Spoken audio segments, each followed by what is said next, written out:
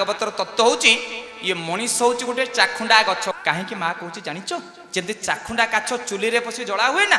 ये शरीर रूपक चाखुंडा गछ दिने मशाणी रूपक चुली रे पसी ता सरी सरी जाए ता होची शरीर ता दिने दहन हब ता होची देह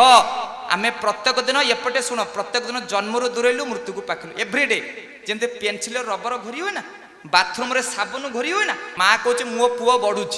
बढ़ुची ना पुओ छिड़ुची आमे बढ़िलेनी ना छिड़ी गले अधा साबुन जमी घोरी हुए ना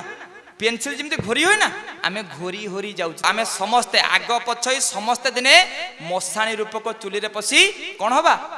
पोड़ा हवा प्राणप्रिय गुरुदेव कहले निजे ये शरीर हूँ गोटे ओलटा गछ भगवत गीतार 15 अध्याय भगवान कहले ये शरीर हूँ गोटे ओलटा गछ जो गछर मूलटा हूँ उपरकू चेर आपंकर लंबा लंबा चेर हाथ गोड़ जो डाल ये गछ भितर लोटनी पारा होती अमृतमय आत्मा ये तत्व को बुझा पड़े तेणु भागवतर 7 दिन निष्ठार सहित शुणा